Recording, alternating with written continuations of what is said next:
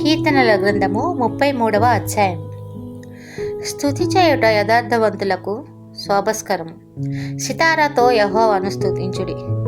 10 తంతుల స్వరమండలముతో ఆయనను కీర్తించుడి. ఆయనను గూర్చి నూతన కీర్తన పాడుడి. ఉత్సాహధ్వనితో ఇంపుగా వాయించుడి. యెహోవా వాక్యము యథార్థమైనది, ఆయన చేనుదంతయు నమ్మకమైనది. ఆయన నీతిని న్యాయమును ప్రేమించుచున్నాడు. లోకము యెహోవా కృపతో నిండియున్నది. యెహోవా వాక్కు చేత ఆకాశములు కలిగెను. ఆయన నోటి ఊపిరి చేత వాటి స్వరసమూహము కలిగెను.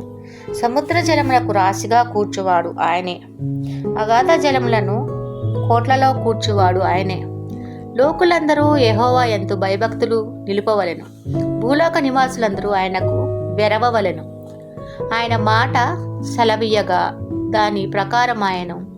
ఆయన ఆజ్ఞాపించగానే కార్యము స్థిరపరచబడెను. అన్యజనుల ఆలోచనలను యెహోవా వ్యర్థపరచును. జనముల యోచనలను ఆయన నిష్ఫలములుగా చేయను. యెహోవా ఆలోచన సదాకాలము నిలుచును. ఆయన సంకల్పములు తరతరములకు ఉండును. యెహోవా తమకు దేవుడుగా గల జనులు ధన్యులు. ఆయన తనకు స్వాస్థ్యముగాను ఏర్పరచుకొను జనులు ధన్యులు. యెహోవా ఆకాశముల నుండి కనిపెట్టుచున్నాడు. ఆయన నరులందరినీ దృష్టించుచున్నాడు. తానున్న నివాసస్థలంలో నుండి భూలోక నివాసులందరి వైపు ఆయన చూచుచున్నాడు. ఆయన వారందరి హృదయములను ఏకరీతిగా నిర్మించినవాడు. వారి క్రియలన్నీ విచారించువాడు, వారిని దర్శించువాడు. ఏ రాజును సేవా బలము చేత రక్షించబడడు. ఏ వీరుడును అధిక బలము చేత తప్పించుకొనడు. రక్షించుటకు గుర్రము అక్కరకు రాదు. అది దాని విశేష బలము చేత మనుషులను తప్పించజాలదు.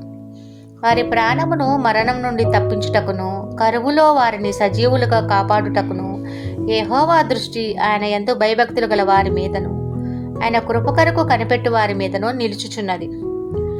మనము యెహోవా పరిశుద్ధ నామమందు నమ్మిక ఉంచి ఉన్నాము. ఆయనను బట్టి మన హృదయము సంతోషించుచున్నది. మన ప్రాణము యెహోవా కొరకు కనిపెట్టుకొనుచున్నది.